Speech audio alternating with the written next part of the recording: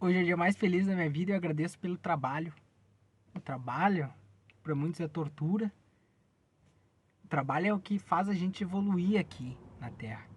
E eu sempre falei nos estudos e sigo falando que o trabalho não é só aquele que as pessoas do mundo consideram, aquele de carteira assinada.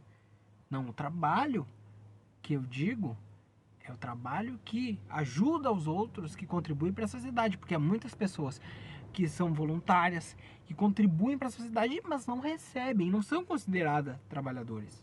Né? Então, o trabalho que a gente agradece, o trabalho que faz a gente crescer, enobrecer, é esse trabalho, é o trabalho que ajuda os outros. Porque há muitas pessoas que recebem muito dinheiro, mas não trabalham para o bem, trabalham para o mal. Né? Há muitas profissões que a pessoa é uma má profissional, mesmo que ela receba muito bem, que seja famosa por isso. Não é sobre esse trabalho. O trabalho é aquilo que é útil. E é isso que eu agradeço a oportunidade de a gente servir e ajudar o próximo. Hoje a gente vai falar sobre os falsos profetas no mundo espiritual. É a continuação do estudo anterior. E falando nisso, eu esqueci de ler uma parte do estudo anterior porque era muito. Ficou muito longo o vídeo e aí eu esqueci. Mas vou só ler esse trecho do estudo anterior que falava já sobre os falsos profetas. Somente um general habilidoso, capaz de dirigir, confiará o comando de um exército. No caso, julgais que Deus seja menos prudente do que os homens? Ficai certos de que Deus só confia missões importantes aos que ele sabe que são capazes de cumprir tal missão. Então agora vamos entrar no tema. Os falsos profetas não se encontram unicamente entre os encarnados. Há também em muitos números, em maior número, entre os espíritos orgulhosos que aparentam amor e caridade, mas semeiam a desunião e retardam a obra da evolução, da emancipação da humanidade. São eles que espalham o fermento dos antagonismos entre os grupos, que os impelem a isolarem uns dos outros. Pessoal, falamos no estudo anterior, eu falei sobre o centro espírita, né? E aqui fala sobre também isso, a desunião. Muitas vezes os espíritos, eles estão plantando aquela ideia. A gente acha que é nosso. Muitas vezes. Você vai no. Você tá no serviço, vou dar um exemplo, fugir do centro espírita, do serviço. E você fica com uma implicância com uma pessoa, e aí aquilo faz você daqui a pouco querer sabotar o serviço. Porque existem pessoas que não conseguem separar. E aí você sabota o serviço não anda, você não ajuda a pessoa, ou você até no centro espírita, você larga o centro espírita porque você não concorda. Mas como eu falei no estudo anterior, às vezes a gente não está certo. A gente não tem 100% da razão. Então a gente deve pesar. Mas claro, como eu disse, né, eu não vou repetir o que eu falei no estudo anterior, até porque foi muito forte o estudo anterior. Mas se né, a gente não vai conseguir concordar com ninguém 100% em todos os aspectos, você não vai conseguir concordar com o centro espírita em todos os aspectos, você sempre vai discordar, sempre vai ter um ponto, mas se o todo for bom, o todo for proveitoso, a gente deve seguir. E é isso que os espíritos fazem aqui, os espíritos ruins. Eles, né, principalmente os médiums, eles começam a plantar ideias. Ah, mas o centro espírita está te limitando, fulano.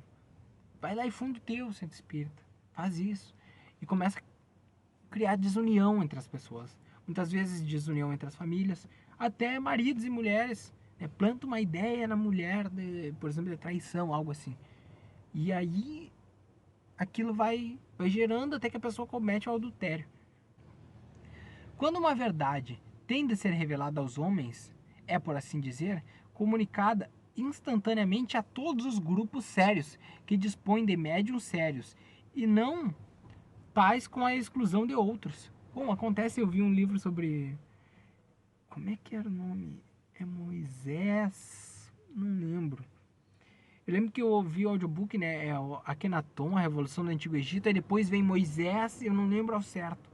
Mas tá, quando Moisés recebe os 10 mandamentos, nesse livro ali, né, psicografado, fala que os próprios é, os mais íntimos ali de Moisés estranharam porque falaram, mas os 10 mandamentos, na verdade, eles estão ali parecidos com o código de Hammurabi, né? Que eles estranharam, né? Porque Moisés falava, não, vou receber a lei de Deus pro nosso povo, pro nosso povo, pro nosso povo, porque ele precisava naquele momento fazer um povo unido, né?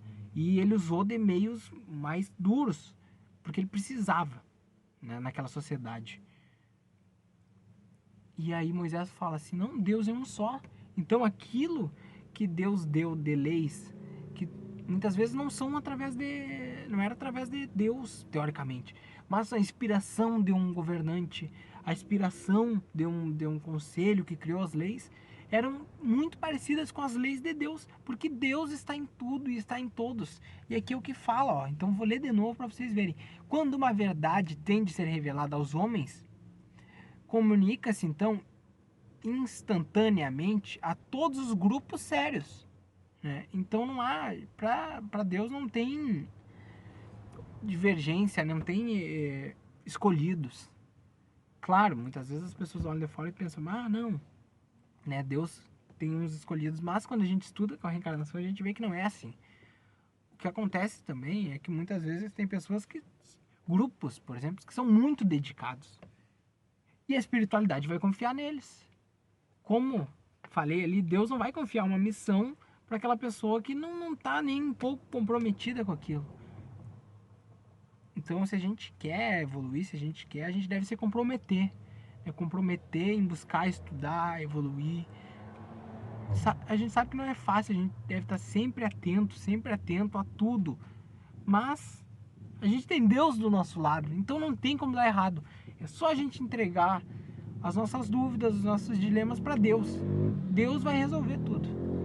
É isso, pessoal. Um grande abraço. Fiquem todos com Deus. Já tá passando aí